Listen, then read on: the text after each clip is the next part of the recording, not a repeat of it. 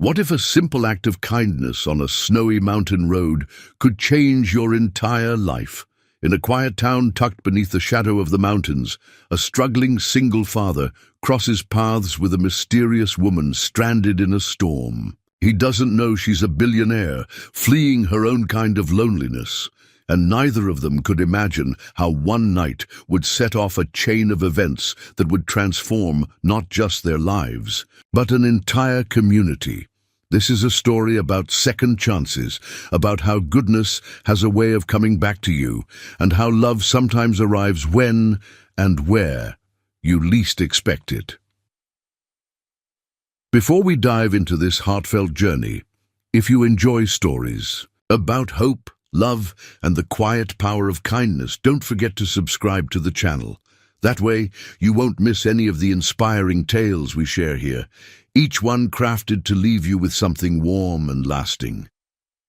Now, let's begin. The wind howled through the narrow streets of Havenridge, sweeping flecks of snow across the cracked pavement like tiny shards of glass. Calder Hayes pulled his coat tighter around his shoulders as he locked the worn wooden door of his modest cabin. The crunch of his boots echoed faintly in the stillness, the only sound aside from the distant whistle of the mountain wind. He paused at the edge of his porch, glancing toward the endless stretch of pine trees lining the base of the mountains. The peaks loomed silent and white, their sharp ridges catching the faintest glimmer of the sinking sun. Winter here was a thing that seeped into your bones, not just through the cold, but in the silence, the isolation. Behind him, the faint sound of humming drifted from inside. Maisie, his daughter's small voice, carried lightly, off-key and innocent as she colored by the fireplace. Calder smiled faintly, though there was a tiredness to the curve of his lips.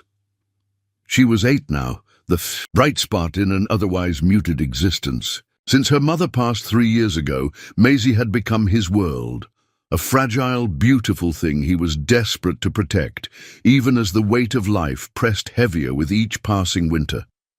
Calder stepped off the porch, his breath clouding. In the frigid air, he crossed the yard toward the small tool shed, the structure sagging under years of neglect. Another repair job had fallen through that morning. The Johnsons decided they'd fix their roof themselves, money being tight this year. He didn't blame them. It was the same story all over Havenridge.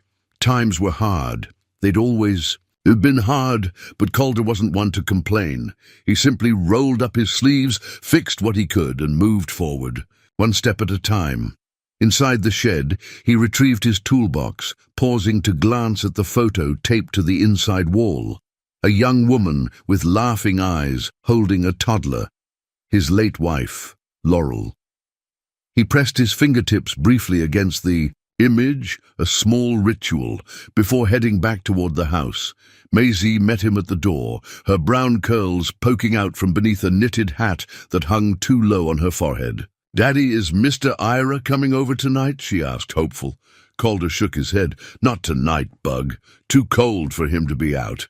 Maisie's face fell, but she nodded. "I was going to show him my drawing." "You can show me instead," Calder offered gently, wiping his boots before stepping inside. She beamed, already racing to grab her latest masterpiece from the hearth. Calder crouched down beside her as she held it up proudly. A crooked house under a mountain, with stick figures standing by a tree. In the corner, a blazing yellow sun, incongruously bright for the grey world outside. "That's us," she explained, pointing to the stick figures. "You, me, and Mr. Ira, and that's Mommy, up in the sun." Calder felt something catch in his chest. He smoothed a hand over her hair, the ache of love and longing mixing in his throat. "It's perfect, Maisie." They spent the evening as they often did, quietly, simply. Calder fixed a leaky faucet while Maisie read aloud from her storybook. The fire crackled low, casting long shadows that danced across the peeling wallpaper. Outside, the wind howled stronger. By the time he tucked Maisie into bed, the temperature had dropped sharply. Calder stood for a moment at her doorway, watching her chest rise and fall in sleep, her fingers curled loosely around the worn, stuffed rabbit she wouldn't part with. When he returned to the small kitchen, he poured himself a mug of weak coffee, staring out the window at the dark stretch of road leading into the mountains. Snowflakes swirled chaotically under the porch light. It was then he saw them, headlights, dim and flickering, cutting uncertainly through the curtain of snow. A vehicle, inching its way down the winding road, dangerously close to the ditch that lined the edge. Calder set down his mug.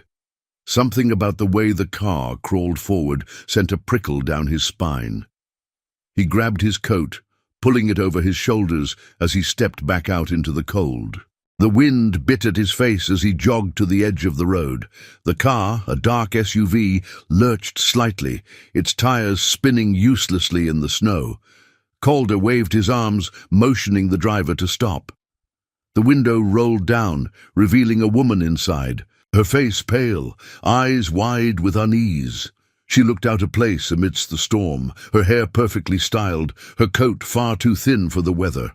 "Are you all right?" Calder called over the wind. She leaned toward the window. I think I took a wrong turn. I'm trying to get down the mountain, but I can't see a thing," Calder nodded, assessing the way her tires were partially sunk in the snow. "You're not going to make it down in this. Best you come inside, wait it out." She hesitated, glancing back toward the winding, treacherous road, clearly debating whether to trust a stranger in the middle of nowhere. Calder lifted his hands, palms up. "Got a little one in the house, safe as can be." That seemed to sway her. She gave a small, almost reluctant nod. Calder guided her carefully out of the SUV, grabbing a flashlight as he led her toward the cabin. Inside, the warmth from the fire met them like a soft embrace. Maisie stirred slightly from her room, but didn't wake. The woman stood awkwardly near the door, brushing snowflakes from her coat. Calder offered his hand. "Name's Calder Hayes." There was a pause before she took it, her grip delicate. "Juniper," she said simply. "Juniper Vaughn." The name didn't mean anything to him. Just another traveler caught in the storm. But outside, the wind howled louder, as if signaling that both their lives were about to change in ways neither of them could yet imagine. The cabin felt smaller now, with a stranger standing inside, her polished presence somehow at odds with the worn furniture and creaking floorboards. Calder hung his coat by the door, brushing snow from his sleeves as he glanced over at Juniper. Vaughn. She stood near the hearth, shifting awkwardly, her hands still gloved, eyes darting about the room like she wasn't sure where to land. "Make yourself comfortable," Calder offered, his voice even but not overly warm. He was a man who measured his words carefully, much like how he measured the wood he worked with, precise, functional, no excess. Juniper peeled off her gloves, then hesitated before finally unbuttoning her coat. Underneath, she wore a fitted sweater that seemed more suited for a city coffee shop than a snowstorm. She rubbed her arms, her posture tense, shoulders drawn tight. "You can sit." Calder nodded toward the old armchair near the fire. "I'll put on some coffee," she offered. A small, polite smile, but didn't speak, lowering herself gingerly onto the chair as though it might collapse beneath her. Calder moved to the stove, filling the kettle with practiced motions, all the while studying her from the corner of his eye. Something about her unsettled him, not in a threatening way, but like a puzzle piece that didn't quite fit in the picture. Her clothes, her mannerisms, the way her gaze lingered on the chipped countertops and faded curtains. She was clearly not from around here. Maisie's soft footsteps padded into the room, rubbing her eyes. Calder turned quickly. "Bug, everything all right?" She stopped when she noticed Juniper blinking sleepily. "Who's that?" Calder crouched down beside his daughter. "This is Miss Juniper. She got caught in the storm. She'll stay here tonight." Maisie's shyness flickered only briefly before curiosity took over. She stepped forward, her head tilted. "Do you like drawing?" she asked without preamble. Juniper blinked, then offered the faintest smile. "I suppose I do." Maisie nodded, approvingly, as though that answered all questions. "You can sit by the fire, it's warmer there." Calder hid a smile as he poured water into 2 chipped mugs, sliding one toward Juniper. She accepted it with a murmured thank you, her fingers curling around the mug like she needed something solid to hold on to. The silence stretched, filled only by the crackling of the logs and the whistle of wind against the window panes. Calder didn't rush to fill it. Years of solitary nights had taught him that sometimes quiet spoke louder than words. Finally, Juniper broke it. "You live here long?" she asked, her voice softer now, testing the waters. "All my life," Calder answered simply. "This cabin's been in my family 3 generations." She nodded, staring into the fire. "It's peaceful." He studied her face in the flickering light, sharp cheekbones, faint traces of fatigue under her eyes. Not the kind of tired that came from physical labor, but something deeper. Emotional exhaustion, maybe. He'd seen enough of that in himself to recognize it. "You're not from around here," Calder said, "not as a question, but a fact."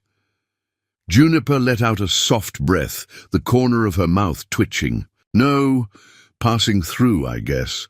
Maisie yawned and leaned against her father's side, her thumb slipping toward her mouth before she caught herself and stood up straighter. Calder smoothed her curls. "Why were you driving up here this late?" he asked, voice level. For a moment Juniper seemed to hesitate, her gaze flickering toward the window, like she might bolt back out into the storm. "I needed to get away," she admitted finally. "Too many things." Pressing in. Calder didn't pry further. Everyone had reasons for running, some louder than others. He nodded toward the small bedroom. "You can take Maisie's room tonight. She'll bunk with me." Juniper opened her mouth, perhaps to protest, but something in Calder's steady gaze told her arguing would be wasted breath. She simply nodded, murmuring another quiet, "Thank you." As he stood to guide Maisie to bed, she tugged at his sleeve. "Daddy, can we keep her?" she whispered, too soft for Juniper to hear. Calder chuckled under his breath, ruffling her hair. "She's not a stray pup, Bug." Still, the thought lingered longer than it should as he tucked Maisie in. The weight of loneliness sitting a little heavier on his chest tonight. Later, after the house had settled into stillness, Calder stood by the kitchen window, looking out over the snow-blanketed yard. The moon peeked through ragged clouds, casting pale light over the empty road. Somewhere far off, a coyote's call echoed against the mountains. Behind him, he could hear the faint rustle of Juniper shifting in the spare room, her steps careful, unfamiliar with the creaks and groans of an old house. He wondered briefly what kind of life she came from, what world she'd left behind, to find herself stranded in the middle of nowhere. There was something about her presence he couldn't quite shake, like a storm gathering just out of sight. But storms, Calder knew, had a way of revealing more than they destroyed. He took one last look at the moonlit peaks, then turned off the lamp. Tomorrow, when the storm cleared, perhaps she'd be on her way, or perhaps not. Morning came slow and grey, the sky still heavy with remnants of last night's storm. The snow had settled thick across Haven Ridge, muffling sound and softening every edge. Calder stood at the sink, watching as a few brave birds fluttered near, the bare branches outside, pecking for whatever they could find. Behind him, the faint shuffle of footsteps echoed, cautious and unfamiliar. Juniper appeared in the kitchen doorway, her dark hair pulled hastily back, a borrowed sweater from Maisie, draped loosely over her frame. It hung slightly oversized, but she wore it with quiet grace. "Morning," Calder greeted without turning. "Good morning." Her voice was lighter, but still carried that hint of hesitation, as though she was unsure how much space she was allowed to occupy. Calder set down the mug he'd been nursing. "Coffee's fresh. Help yourself." She nodded, stepping carefully toward the counter, as if afraid to disturb the rhythm of the house. Calder noticed how her eyes drifted to the small details. The chipped tile near the stove, the stack of schoolbooks on the table, the worn coat draped over a chair. It struck him again how she seemed out of place, like a piece from another puzzle entirely. Maisie came bounding in a moment later, all sleepy energy and crooked smiles. "Morning, Miss Juniper," she chirped, tugging at her father's sleeve. "Can I show her the barn?" Calder raised an eyebrow. "Snow's still deep out there, Bug." Maisie pouted but turned to Juniper expectantly. Juniper glanced toward the window, where the sunlight struggled to break through the thick clouds. "I don't mind," she said softly. "If it's all right with you." Calder hesitated, then gave a short nod. "Stay close." Maisie whooped, already pulling on her boots. Calder grabbed his own coat, offering Juniper an extra scarf without comment as they stepped out into the cold. The world outside was whitewashed, pristine, almost too quiet. Snow crunched underfoot as they trudged toward the old barn, the structure sagging slightly under years of weather and wear. Maisie bounded ahead, chattering about the chickens they used to keep and how Daddy promised to fix up the place once spring comes. Calder watched Juniper as she moved carefully through the drifts, one hand brushing against the weathered wood of the barn door. Inside, the air smelled faintly of hay and old timber. Light streamed through cracks in the roof, illuminating dust, motes swirling lazily. Maisie darted to the far corner, pointing out a nest tucked beneath a rafter. "See, sometimes birds still come in here." Juniper smiled, crouching beside her. "It's like a little hiding place." Maisie nodded solemnly. "Daddy says even broken things can still be useful." Calder, standing nearby, felt Juniper, glanced toward him at that. There was a pause, quiet but full. Juniper traced a finger along one of the support beams, her expression thoughtful. "This place has a character," she murmured. Calder gave a short laugh, rough around the edges. "That's one word for it." Maisie tugged at Juniper's hand, leading her to the ladder that once led to the loft. "Daddy says when Mommy was here they used to sit up there and watch stars." Juniper's gaze softened. "That sounds nice." Maisie nodded, her voice quieter now. "Sometimes I think Mommy still watches us." Calder swallowed thickly, clearing his throat. "All right, Bug. Let's not stay out too long." They trudged back toward the cabin, snowflakes beginning to fall again in soft spirals. Inside, Juniper helped Maisie peel off her layers, brushing snow from her hair with surprising tenderness. It was a simple moment, but it caught Calder off guard, the way Juniper knelt beside his daughter like she'd done it 1,000 times before, as if she fit naturally into the space she'd only just entered. Later, while Maisie busied herself at the table drawing, Calder stood by the fire, glancing at Juniper as she stared out the window. "You're good with her," he remarked. Casually, she looked over, surprised. "She's easy to be around," he nodded, folding his arms across his chest. "Not everyone knows what to do with kids." Juniper hesitated, then turned back to the window. "I didn't have much of a family growing up, just expectations." Her voice trailed off, the weight of unsaid things filling the space between them.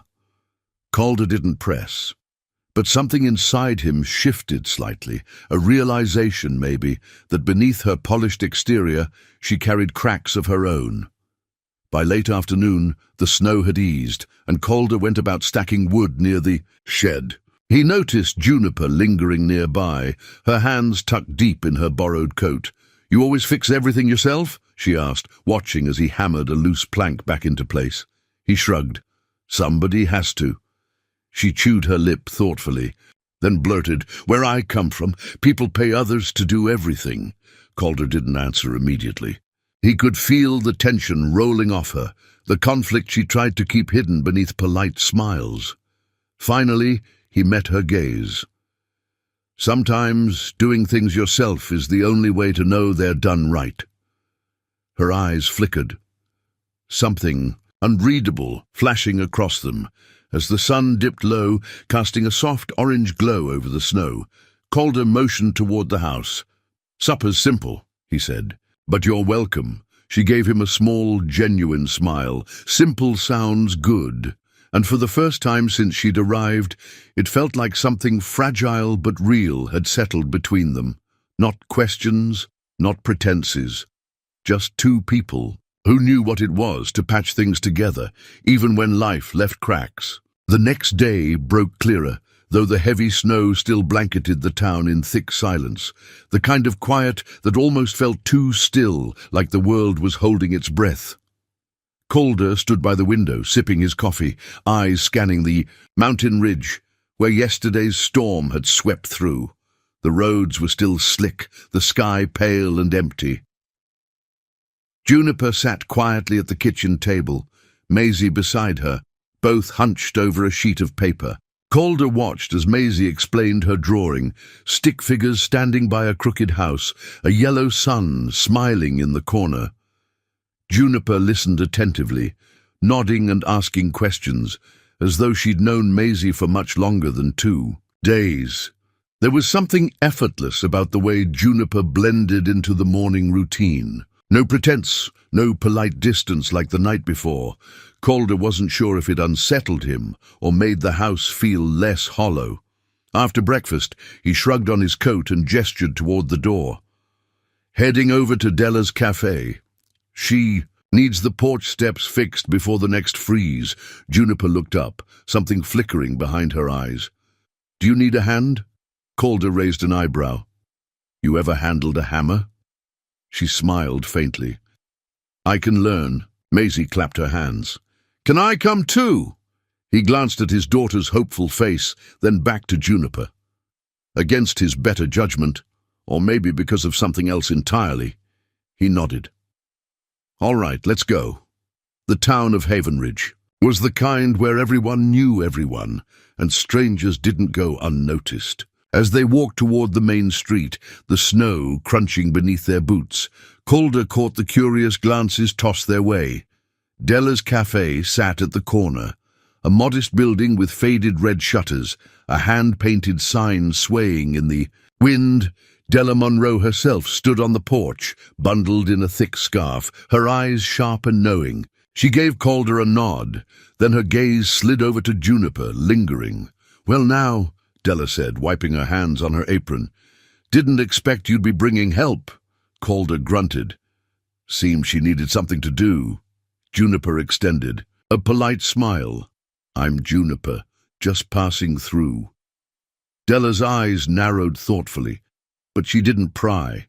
Instead, she motioned toward the steps. "Those boards have been loose since last winter. Took me near breaking my neck yesterday." Calder set to work pulling out his tools. Maisie plopped herself down on the steps, content to watch. Juniper stood beside him, attentive, silent at first as she observed his movements. "You do this for a living?" she asked after a while, voice soft. "Fix things," Calder replied without looking up. "Yeah, houses, barns, whatever needs mending." Her brow furrowed slightly. "Why not leave? Move somewhere with more opportunity." Calder paused, hammer poised mid-air. He glanced at her, something guarded behind his eyes. "This is home." Juniper opened her mouth, but whatever she intended to say, she swallowed it back. Instead, she knelt beside him, fingers brushing against the edge of a splintered board. "Tell me what to do," she said simply. For the next hour, they worked in companionable silence. Calder showed her how to steady the nails, how to measure before cutting. She listened carefully, hands awkward at first, but gaining confidence. Maisie cheered each time a new plank was secured, her laughter bouncing off the frosted windows. Inside the cafe, Della watched through the glass, her expression unreadable. When the last board was in place, Calder stood back, wiping sweat from his brow despite the cold. Juniper straightened, breathing hard, strands of hair sticking to her cheek. For the first time since she'd arrived, she looked almost content, grounded. Della stepped outside, handing Calder 2 mugs of coffee, then offering one to Juniper. "You've got steady hands," she remarked casually. "Most folks who pass through here aren't looking to get their hands dirty." Juniper accepted the mug, giving a non-committal smile. "Guess there's a first time for everything." Della's gaze lingered sharp beneath the kind exterior, but she didn't press further. Calder noticed it, though. The quiet appraisal. In Havenridge, people didn't ask outright, but they always noticed when someone didn't quite fit. Walking back toward the cabin, the sun dipped low, casting long shadows over the snowdrifts. Maisie skipped ahead, kicking at clumps of ice. Juniper walked beside Calder, her steps slower now. "You don't ask many questions," she remarked suddenly. Calder glanced at her, puzzled. "Not much need." She looked down at her gloves, fiddling with the edge. "Most people, they want to know more. Why I'm here, where I came from." He shrugged. "Figure you'll say if you want to." Juniper's smile was small, almost sad. "It's strange." "What is?" "How quiet it is here. People don't want something from you." Calder's jaw tightened. He understood far more than he let on, the weight of expectations, of always being seen for what you can give, rather than who you are. They reached the porch, Maisie already inside. Calder paused before opening the door. "Everyone's got cracks," he said quietly. "Some folks just hide them better." Their eyes met, something unspoken stretching between them, not prying, not demanding, just seeing. Juniper nodded once, as if she understood. That night, after Maisie had gone to bed, Calder stood outside, leaning against the railing, staring at the distant mountains. Behind him, he heard the door creak, soft footsteps approaching. Juniper stood beside him, her breath clouding in the cold air. "I'll be leaving soon," she said after a moment, "when the road's clear." Calder didn't answer immediately. His gaze remained fixed on the horizon, where the moon hung low over the peaks. "Storm's still passing," he said finally. "No sense rushing out before it's done." She looked at him then, really looked, and something in her shoulders eased, just slightly. Maybe, for now, that was enough. The weather turned sharper overnight. Calder could feel it long before the first flurry of snow touched the window panes, the kind of cold that seeps into your bones, coiling tight. Havenridge winters had a way of sneaking up like that, quiet and sudden. He stood on the front porch at dawn, watching heavy clouds roll down from the peaks. The sky was a pale steel, wind tugging at the bare branches.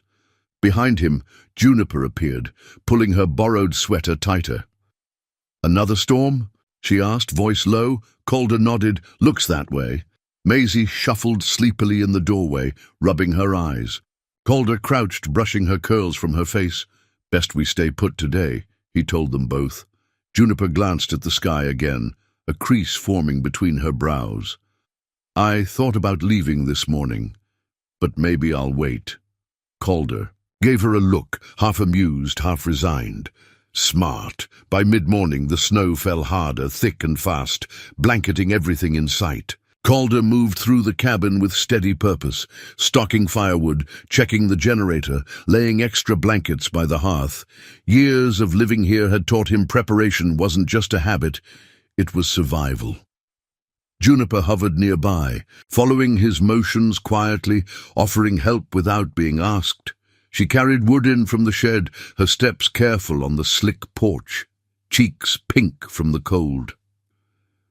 Maisie worked on another drawing at the table, humming softly, oblivious to the mounting tension outside. The power flickered once around noon, then steadied again. Calder's jaw tightened. He knew better than to trust the lines wouldn't go down before nightfall. After lunch, there was a knock at the door, a sharp rap. Unusual in the dead of winter. Calder opened it to find Ira Thompson, bundled in layers. His face lined deeper than usual. "Thought I'd check in," Ira said, glancing at the sky. "Town's worried this one'll knock out everything. Figured you'd be ready." Calder nodded. Come in, warm up. Ira stepped inside, giving a nod to Juniper as she passed him a mug of coffee without a word. His eyes lingered on her briefly, curious, but like most folks in Havenridge, he didn't ask outright. They talked for a while, about the storm, about which neighbors might need extra firewood, who'd likely be out of supplies. You know how it is, Ira said, setting down his empty mug. When the power goes, folks pull together. Calder glanced at Maisie, who was now listening intently, then at Juniper. Looks like we'll have a long night, he agreed. By late afternoon, the storm raged in earnest. Snow slapped hard against the windows, the wind howling through the cracks. As expected, the lights blinked twice, then died. Maisie whimpered softly in the dimness. Calder moved quickly, lighting the lanterns and stoking the fire higher. Juniper appeared beside him, steady as ever, without panic. "What do you need?" she asked. He handed her extra candles. "Set these in the kitchen and hallway." Outside, the wind roared like a freight train. Calder didn't waste time worrying. Instead, he slipped into his coat and boots, grabbing extra wood and supplies. He'd spent enough winters here to know there'd be neighbors worse off. Older folks, single mothers, anyone without a generator. Ira had already headed down the road, making his rounds. Juniper watched as Calder packed supplies into the sled. "You're going out in this," he nodded. "Can't let folks freeze." She hesitated, then grabbed her own coat. "I'll come." Calder gave her a sharp glance. "You don't have to." "I want to," she cut in firmly, her eyes steady. For a brief moment, something flickered in his chest, unexpected but undeniable. Without another word, he nodded. They trudged through the deepening snow, the sled heavy between them, their breath coming fast and sharp in the freezing air. At each house, Calder knocked, offering extra firewood or checking in on the residents. Some accepted gratefully, others waved them off, too proud but warmed by the gesture all the same. Juniper worked without complaint, her hands raw from the cold, her face flushed. Calder noticed how she asked after people, learning their names, their needs, without condescension, without pity, just kindness. By the time they returned to the cabin, the storm showed no sign of letting up. They stamped snow from their boots, faces numb, shoulders aching.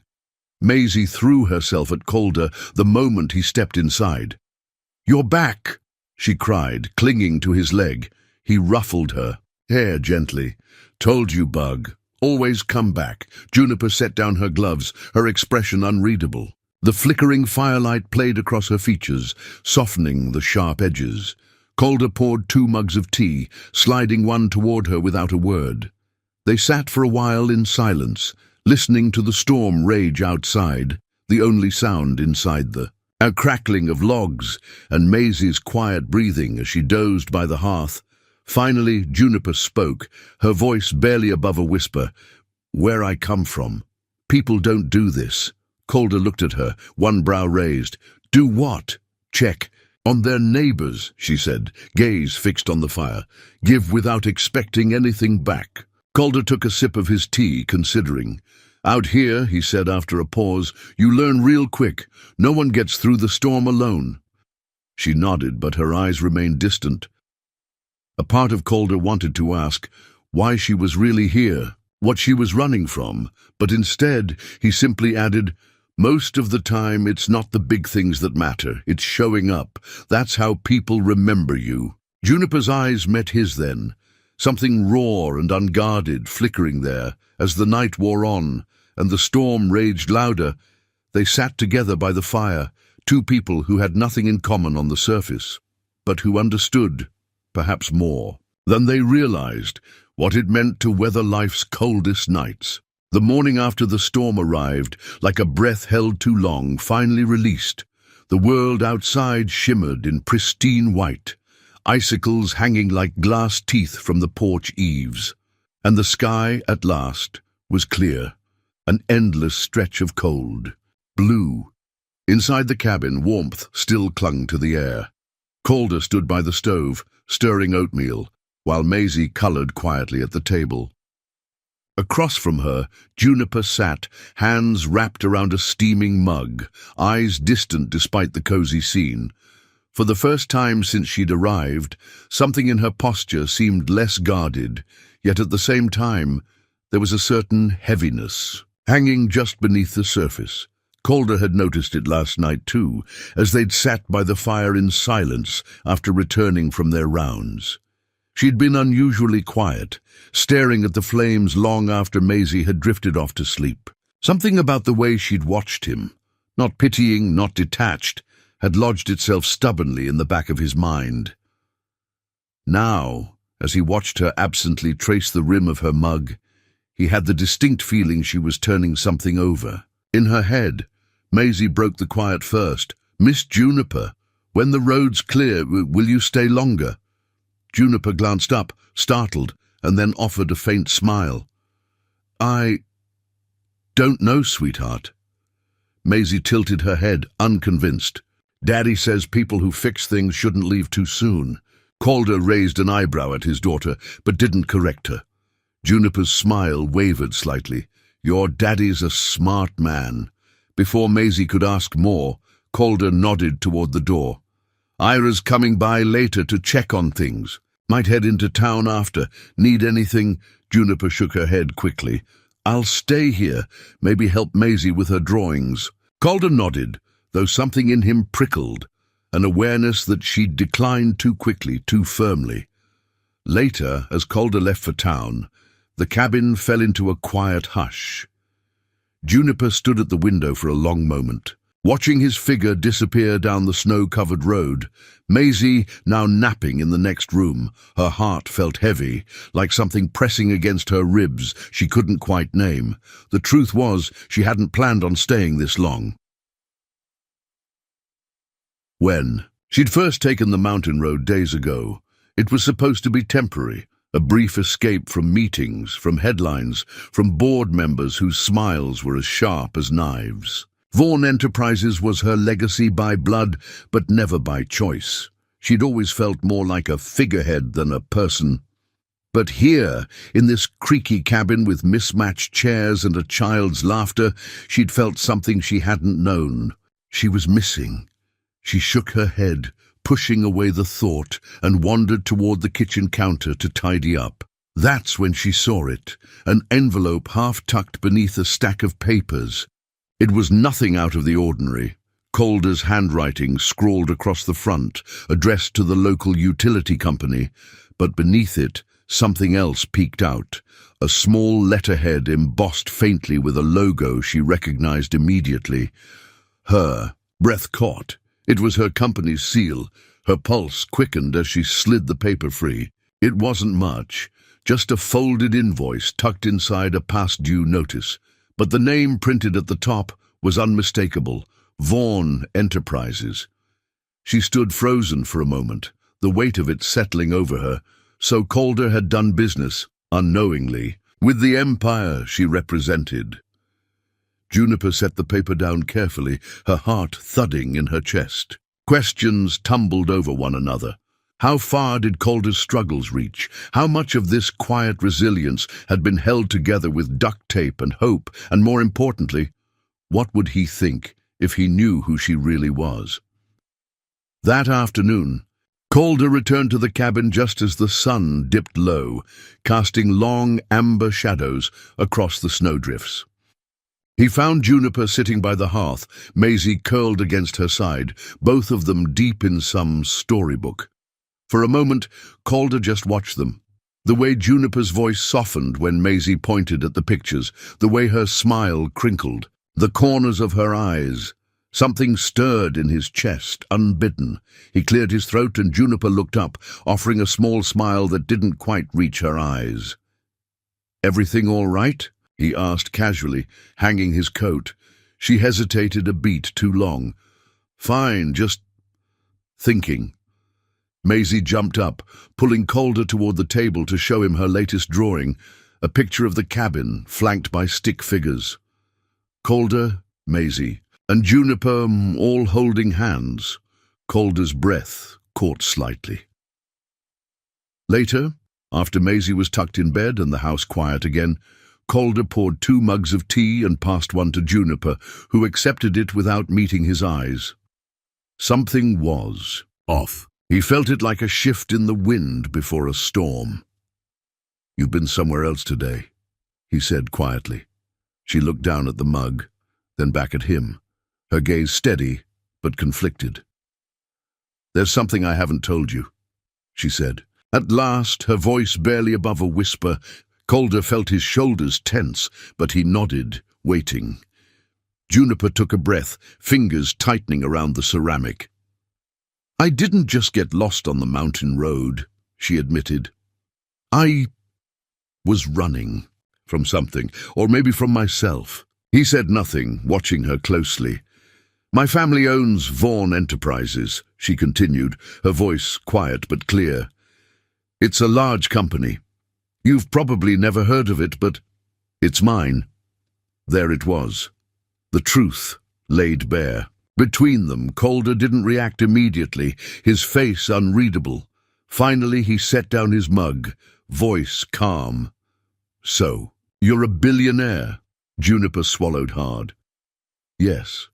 The silence stretched long, heavy. Then Calder's eyes met hers, steady as always. "Money's not what makes someone worth knowing," he said simply. Juniper blinked, as if she hadn't expected that answer. Calder stood, glancing toward Maisie's door, then back at her. Actions speak louder. Always have. And just like that, the air between them shifted, fragile but honest. The following days unfolded like threads pulling taut, stretched thin between spoken truths and the spaces left unspoken. Haven Ridge remained cloaked in snow, though now the sky was clearer, the air lighter. Yet inside Calder's cabin, something weighed heavy, less visible than the storm outside, but undeniable. Juniper could feel it in the way Calder moved, still polite, still steady, but quieter somehow. A man who'd learned to shoulder burdens without complaint, but who kept walls. High when uncertain, Maisie, blissfully unaware, flitted between them, her laughter filling the gaps. But even she seemed to notice the subtle shift, glancing between her father and Juniper with curious eyes.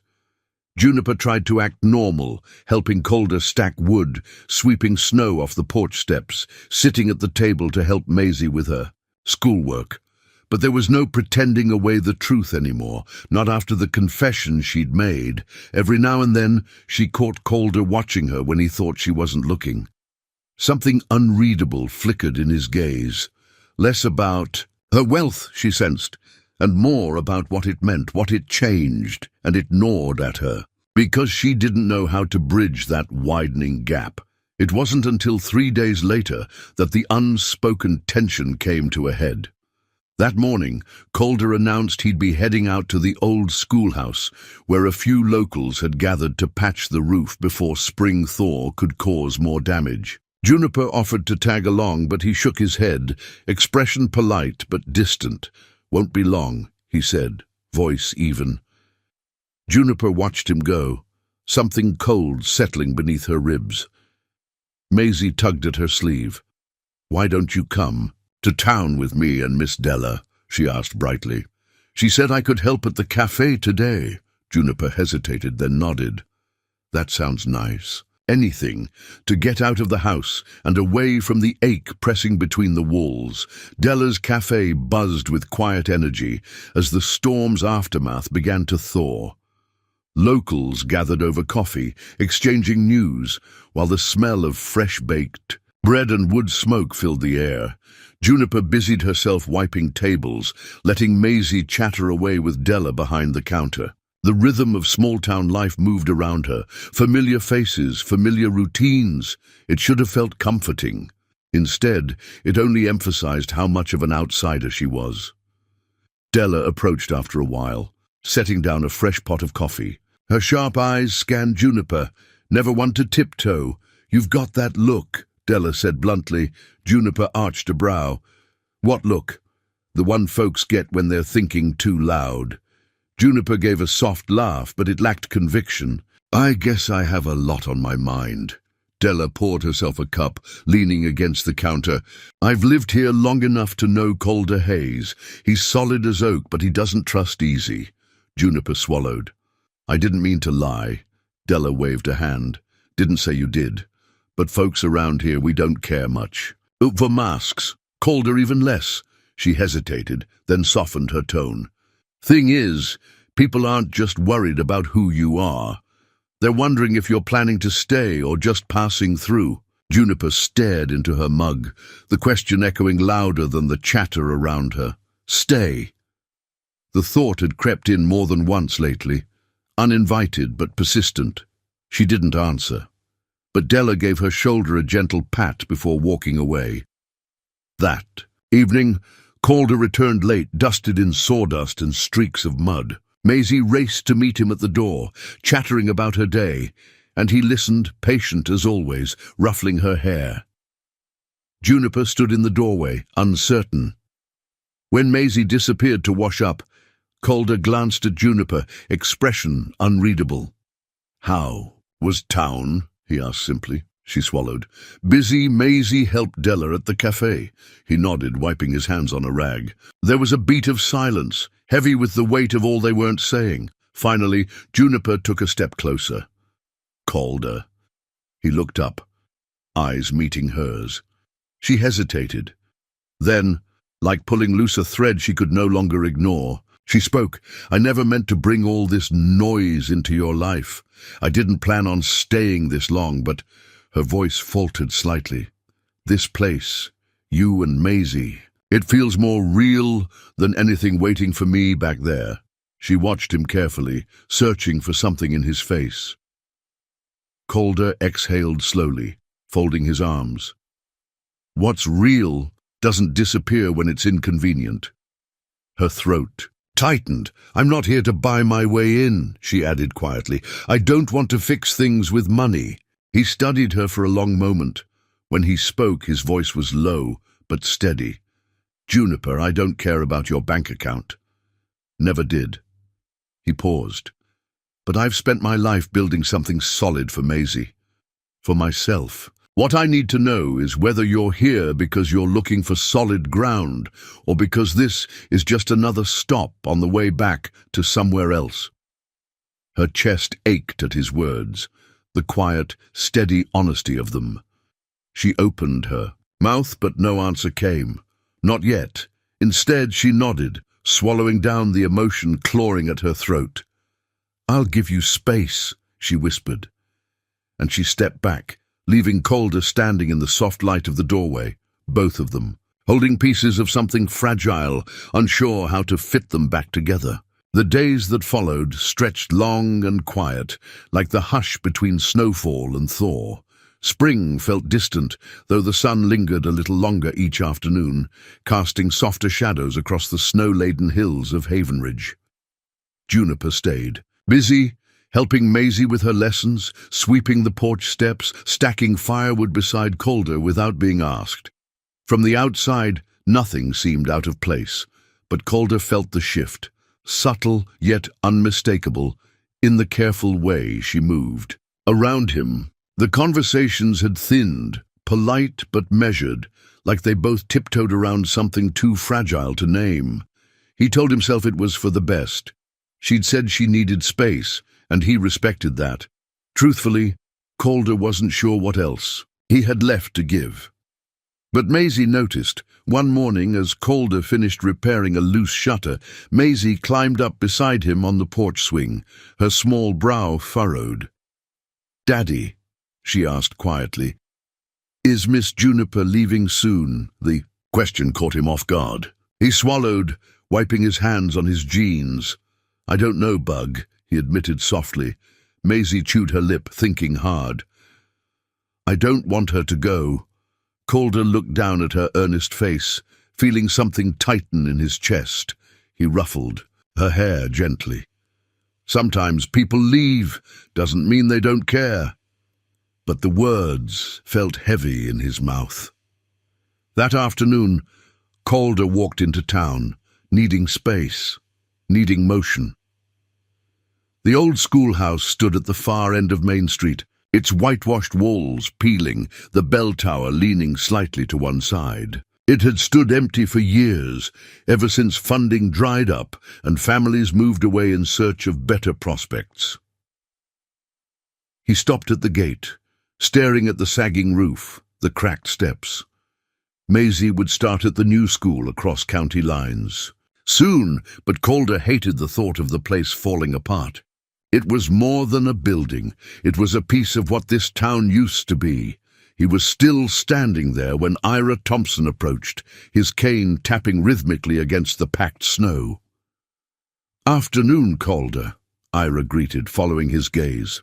"Still thinking about fixing her up, huh?" Calder gave a small nod. "Wouldn't take much. Just a few hands, some lumber." Ira chuckled dryly. "A few hands might be harder to come by these days." Calder glanced at him. "Maybe." Ira studied him for a beat longer. "You've got more folks willing to help than you think, son. Sometimes you just gotta ask." Calder nodded again, though the words stuck with him longer than they should. When he returned home, the house smelled faintly of something sweet.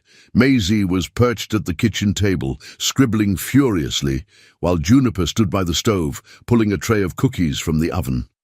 She glanced up when he entered, a soft smile tugging at her lips, though there was still a shadow behind her eyes. "I thought Maisie could use a treat," she explained lightly, brushing flour from her hands. Calder nodded, the ache in his chest unexpected. Later, after Maisie had gone to bed and the house had settled into its usual quiet rhythm, Calder found Juniper out on the porch, her arms folded, gaze fixed on the dark outline of the mountains. He stepped beside her, the night air cool against his skin. "You bake often?" he asked softly. She gave a small laugh. "First time in years." They stood in silence for a while, the sky above them scattered with stars, the town's lights faint in the distance. Finally Calder spoke. "I was at the old schoolhouse today." Juniper glanced at him, curiosity flickering. "Place is falling apart," he continued. "Could be something again if folks pulled together." She tilted her head. "Why haven't they?" Calder shrugged. "People get used to things breaking down. Figure someone else'll fix it." Juniper's eyes lingered on him. "Maybe they're waiting for someone to show them how." Her voice was quiet, but it hit something deep. He exhaled slowly, turning to face her fully. "Juniper, when you first showed up, I figured you'd stay a night, maybe two, then be gone." She didn't flinch, but her hands gripped the railing. "Und tighter. I never expected you to stay," he went on, voice steady. "But now you're here, and I don't know if I'm supposed to be waiting for you to leave or hoping you'll stay." The words hung between them, raw and unpolished. Juniper's eyes shimmered faintly in the moonlight. She looked away, struggling to find footing. "I don't know either," she admitted softly, "but I'm tired of running." Her voice cracked on the last word, and Calder felt something inside him shift, something long held and heavy loosening. He reached out, his hand brushing gently against hers. "You don't have to run here," he said quietly. She looked at him then, really looked, and he saw the walls she'd built flicker, waver. For a moment, neither spoke, but in that silence, something unspoken settled between them, an understanding, fragile but real. Tomorrow would bring its own challenges. There would be decisions, conversations yet to come. But tonight, on that quiet porch under the stars, it was enough. The sun broke through the clouds the next morning, casting golden streaks across the blanket of snow that still covered Haven Ridge. It was one of those crisp, clear days where winter seemed to loosen its grip just slightly, a whisper of spring, hidden beneath the chill. Calder stood by the window, watching as the light stretched long over the hills. Maisie sat at the kitchen table, colouring quietly, while Juniper prepared breakfast, her movements more relaxed than they'd been in days. There was a different air between them now, Last night's conversation still lingered, unsaid things, tentative but present. Calder felt it in the way Juniper glanced at him when she thought he wasn't looking, in the soft curve of her smile when Maisie giggled.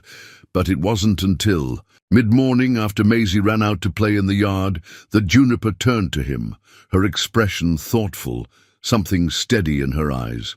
"I want to talk to you about something," she said, her voice calm but purposeful. Calder set down his coffee, eyebrows lifting. "All right." Juniper took a breath, glancing briefly toward the window before meeting his gaze again. "I've been thinking about the schoolhouse." Calder stilled, surprised. "You mentioned how folks need someone to start," she continued. "And I've spent most of my life watching people use money to control, to take more. But I don't want to do that." Her voice softened, but there was a fire beneath it. "I want to use what I have to give something back, not just to you, but to this town, to help fix what's falling apart." She paused, letting the weight of her words settle. "I'd like to invest in restoring the schoolhouse, fund repairs, supplies, whatever's needed, but I want you to lead it." Calder blinked, taken aback. He hadn't expected this, not from her. She smiled faintly at his silence, almost shy. "You don't have to say yes right away. I know it's a lot." He studied her, seeing not the polished heiress who first showed up at his doorstep, but the woman who trudged through snow to check on neighbors, who knelt beside Maisie with paint-stained fingers, who stood on his porch last night, admitting she was tired of running. Finally, he spoke, his voice low but firm. "I'm not used to people offering without strings." Juniper's eyes softened. "There aren't any." Another pause stretched between them, filled with more than words could carry. "I'll think on it," Calder said quietly. She nodded, and for the first time, relief flickered in her gaze. Later that afternoon, Calder found himself at the schoolhouse again. The wind had calmed, leaving the air cool but still. He ran his hand along the worn siding, imagining fresh paint, repaired windows, children's voices filling the empty space once more. Ira's words came back to him. "Sometimes you just gotta ask." He stood there for a long while, weighing possibilities heavier than any hammer in his hands. By the time he returned home, dusk had begun to settle. Maisie was curled by the fire, reading aloud to Juniper, who looked up when Calder entered, something unreadable flickering across her face. He stepped into the room, removing his coat, glancing between them. "I've been thinking," Calder said, voice measured. Juniper straightened, slightly waiting. "I'll take you up on your offer." Her eyes widened, but she said nothing. "But on one condition," he added. She tilted her head. "What's that?" "You don't just fund it," he said evenly. "You're part of it, planning, rebuilding every step." Juniper blinked, surprised. "This isn't something money fixes alone," he continued. "It's hands, effort, people. And you're part of this place now, whether you planned it or not." For a heartbeat, she simply stared at him. Then slowly, she smiled, small but real, something settling in her shoulders. "I'd like that," she said softly. Calder gave a short nod, but his gaze lingered on her a moment longer. Word of the plan spread faster than he expected. The next day, Della showed up at the cabin with a tray of muffins and a knowing smile. "Got wind you're stirring up something at the old schoolhouse," she remarked casually. Calder chuckled. "Looks that way." She gave Juniper a pointed glance. "Guess you're not just passing through after all." Juniper smiled back, no longer flinching at the attention. "Seems not." By the week's end, several townsfolk had volunteered, offering tools, spare wood, even an extra pair of hands. Folks who had once resigned themselves to watching the town fade found themselves talking about plans, possibilities, and at the center of it, Calder noticed how Juniper moved among them, not as someone offering charity, but as someone rebuilding right alongside them. Each evening, when the sun dipped low and the air grew crisp, they returned to the cabin, exhausted but filled with a quiet energy that hadn't existed before. One night, after Maisie had gone to Abed Calder stood out on the porch, watching the moon rise over the ridge.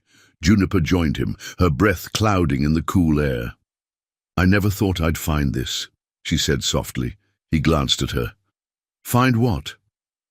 "A place where I felt like I belonged." Calder's gaze lingered on her face, the lines softened by moonlight.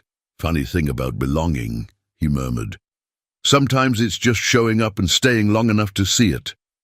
Juniper's lips curved, but she said nothing, and standing there side by side under the vast stretch of sky, the distance between them felt smaller than ever before. Spring arrived in Havenridge, not with fanfare, but in subtle shifts, the snow retreating into shadows, the river cracking free from its icy hold, sap rising slow in the pines.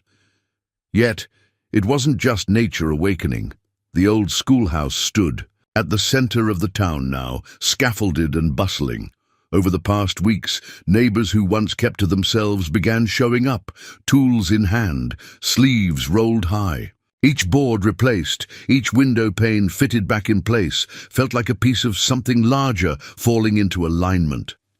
Calder worked steady, as always, but there was a lightness to his movements now, a quiet purpose. Juniper, never one to stay. Idle, painted, hammered, carried supplies, shoulder to shoulder with the others. No longer an outsider, but part of the rhythm. By early May, Della proposed what everyone had silently been yearning for. A celebration. Not a grand affair, but something to mark not just the schoolhouse's revival, but the town's. The Festival of Lights, she suggested. String lanterns up Main Street, maybe music, food. A way to remind everyone, after a long, hard winter, how far they'd come. Juniper's eyes lit up at the idea. Calder saw it. The same spark he'd noticed when she first offered to help. He nodded quietly. Maisie was the most excited, already crafting paper lanterns, covering them in drawings of stars, trees, and crooked cabins under sunny skies. The afternoon of the festival arrived, the air balmy with a hint of wood smoke. Townsfolk bustled around, stringing up lanterns, laying out tables of pies, bread, jars of preserves. Laughter and chatter echoed down the street, light spilling from the newly restored schoolhouse windows. Juniper moved gracefully among them, her hair braided back, sleeves pushed up, cheeks flushed with the effort of the day. Calder caught himself, watching her more than once, a quiet smile tugging at the edges of his mouth. It felt natural now, this rhythm they'd fallen into, like she'd always belonged. As dusk settled, lanterns flickered to life one by one, small glowing orbs swaying, gently above the street, casting soft light against the darkening sky. Children darted between them, their laughter threading through the evening air. Calder stood near the schoolhouse steps, hands in his pockets, watching the town pulse with life. Juniper approached, her expression unreadable but gentle.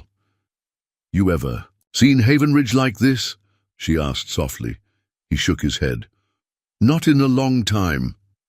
She glanced around, eyes shimmering faintly. "It's beautiful." They stood in comfortable silence for a moment, the glow of lanterns reflecting in their faces. Then Juniper cleared her throat, voice quieter. "There's something I've been meaning to say." Calder turned to her fully, sensing the shift. In her tone, "I came here running," she admitted, "from expectations, pressure, from myself mostly." Her gaze met his, steady now. "But this place, you, Maisie, everyone, you reminded me of something I forgot. That life isn't about what you build on paper, it's about who you stand beside." She swallowed, breath hitching slightly. "I don't want to run anymore. I want to stay, if you'll let me." Calder's chest tightened, though his expression remained calm. "You don't need my permission," he said softly. "But I'd be damn glad if you stayed." Juniper let out a breath she hadn't realized she was holding, her smile breaking slow and warm. Before either could say more, Maisie came racing up, tugging at their sleeves. "Daddy! Miss Juniper, come see." She led them toward the center of the street, where the townsfolk had gathered, music starting to hum softly, fiddles, guitar, voices rising in easy harmony. Lantern light shimmered overhead, casting golden halos across. Familiar faces. Itra stood chatting with Della. A group of teenagers danced nearby, laughter rippling under the melody. It wasn't extravagant, but it was theirs. Juniper slipped her hand into Calder's without hesitation, fingers twining with his naturally, as though she'd always been meant to stand beside him. He glanced down, squeezing gently. No promises spoken aloud, but something certain passed between them. Solid, quiet, unshakable. As the night deepened, Maisie released a small paper lantern, sending it floating gently into the dark sky. Calder watched it rise, the glow fading into starlight, and felt something loosen deep inside, a weight he'd carried too long slipping. "Free!" Beside him, Juniper tilted her head back, eyes bright, her smile soft but sure. It wasn't about grand gestures or fortunes amassed. It was about this, the way light could return after the longest winter, the way broken things could be made whole, and how sometimes the people who showed up when you least expected were the ones who stayed. Spring melted fully into summer in Havenridge, the hills blooming wild with color, the river running fast and clear. The snow that once weighed heavy on roofs and shoulders alike had long receded, leaving behind something brighter, a town stitched together not by circumstance, but by choice. The schoolhouse doors swung open now, laughter spilling out like sunlight. The paint was fresh, the windows repaired, and children filled the once empty rooms. The Calder haze, every nail, every beam in that place felt like a heartbeat, something steady, rebuilt not just for his daughter, but for everyone who called this town home. He stood outside on a quiet afternoon, wiping sawdust from his hands, gazing at the finished building. Behind him, footsteps approached softly, ones he could recognize without turning. Juniper stopped beside him, her smile easy, eyes reflecting the light. "They finished hanging the last bookshelf," she said. Gently, Calder glanced at her. "Did they?" She nodded, brushing a loose strand of hair behind her ear. "Maisie says she wants to stock it herself." He chuckled under his breath. "Sounds about right." They stood there for a long moment, letting the warm breeze carry the sound of children's voices. It still amazed Calder sometimes, how seamlessly Juniper had become woven into the fabric of his days. Not as a guest, not as a stranger, but as something much more permanent. It wasn't grand declarations or sweeping gestures. It was the quiet way she showed up, day after day, sleeves rolled, hands steady, and it was that steadiness that had changed him. That evening the town gathered again, not for a festival this time, but something simpler. A picnic spread along the riverbank, neighbors lingering long after the sun dipped below the ridge. Children darted between blankets, the smell of grilled corn and fresh bread filling the air. Calder sat with Maisie at his side, her head resting on his shoulder as she pointed out shapes in the clouds. Across from them, Juniper laughed at something. Della said, her face flushed with the ease of belonging. Ira wandered over, cane tapping rhythmically. "Well, Hayes," he remarked, squinting out at the river, "didn't think I'd see this town come back to life like this." Calder smiled faintly. "Neither did I." Ira gave him a long, knowing look. "Funny how it happens when you stop holding everything up on your own." Calder's gaze drifted to Juniper, who met his eyes across the crowd, her expression soft. "Yeah," he murmured, voice low. "Funny how that happens." Later, after the sun had slipped below the horizon and the town slowly dispersed, Calder lingered by the water's edge, the sound of crickets rising. Juniper joined him without a word, their shoulders brushing lightly. For a while they just stood there, listening to the river. Finally, Calder broke the silence. "I spent a long time thinking I had to carry everything myself," he said quietly. The weight of raising Maisie, keeping things together, it felt like if I stopped moving, everything would fall apart. Juniper watched him carefully, saying nothing. "But you showed me something," he continued. "You can't build something lasting with just your own two hands. It takes more." He turned to her fully, eyes steady. "You didn't just change my life, Juniper. You became part of it." Her breath caught slightly, but she didn't look away. "I want you here," Calder said simply. "Not just for now, for good." She swallowed, heart beating fast in her chest. "Are you sure?" His smile was slow but certain. "Yeah," he answered softly. "I'm sure." Juniper's eyes shimmered faintly, and she reached for his hand, threading her fingers through his. It wasn't complicated. It wasn't rushed. It was solid. It was enough. Weeks passed, and summer deepened. The schoolhouse thrived. The cafe bustled. The town grew vibrant in ways no one had expected. Calder's workshop expanded, Maisie thrived, and every evening the porch light at the Hayes cabin flickered on, casting a warm glow over the quiet road. One afternoon, Calder found Juniper sitting on the steps, a notebook in her lap. She glanced up as he approached, her smile bright. "What are you working on?" he asked. She flipped the notebook closed, eyes glinting with something mischievous. "Just a few ideas." He raised an eyebrow. "For what?" Her grin widened. "For the fall festival," she replied. "Thought we might make it a tradition." Calder laughed under his breath, shaking his head. "Are you really planning to stay forever, huh?" Juniper leaned forward, pressing a kiss to his cheek. "Forever sounds pretty good," she murmured. He wrapped an arm around her shoulders, pulling her close. And as the sun dipped behind the hills, casting the town in soft gold, Calder realized something he hadn't dared believe months ago. This wasn't just survival anymore. It was living. It was home. So, what did you think of Calder and Juniper's journey? I'd love to know. Where are you watching from today? Are you from a small town like Havenridge, or maybe a big city looking for a little quiet inspiration? Feel free to share your thoughts in the comments. It always warms my heart to see where everyone is tuning in from and how these simple stories resonate around the world.